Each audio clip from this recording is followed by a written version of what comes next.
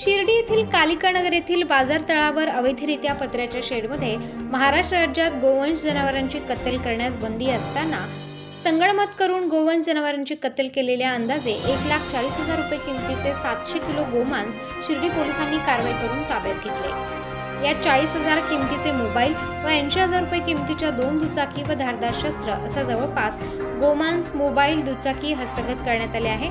सदरचा प्रकार 3 डिसेंबर रोजी उघडकीस आला। 5 इसम पत्र्याच्या शेडमध्ये गोमांस विक्री करत असल्याची माहिती काही जागरूक कार्यकर्त्यांनी शिर्डी पोलिसांना दिल्यानंतर शिर्डी पोलिसांनी भेट देऊन कारवाई केली। यात सहभागी असलेल्या आरोपींनी आपण कोपरगाव व ममदापूर येथील असल्याचे सांगितले। त्यांची नावे शेरखान कुरेशी वय वर्ष 45 राहणार कोपरगाव, सादिक कुरेशी वय वर्ष 45 ममदापूर, समीर कुरेशी वय वर्ष 21 राहणार कोपरगाव, सोहेल कुरेशी वय वर्ष 27 राहणार कोपरगाव, मुस्ताक कुरेशी वय वर्ष 20 राहणार ममदापूर येथील असल्याचे पुढे आले असून पोलीस कर्मचारी प्रसाद सूर्यवंशी यांच्या फिर्यादीवरून शिर्डी पोलिसांनी 5 जणांच्या विरोधात गुन्हा रजिस्टर नंबर 665/2024 भारतीय न्याय संहिता 2003 चे कलम 271, 325, 3(5) सह महाराष्ट्र प्राणी संरक्षण कायद्यानुसार कारवाई करण्यात आली आहे। या प्रकरणाचा तपास उपविभागीय अधिकारी शिरीष वमने यांच्या मार्गदर्शनाखाली पोलीस निरीक्षक रामकृष्ण कुंभार हे करत आहेत।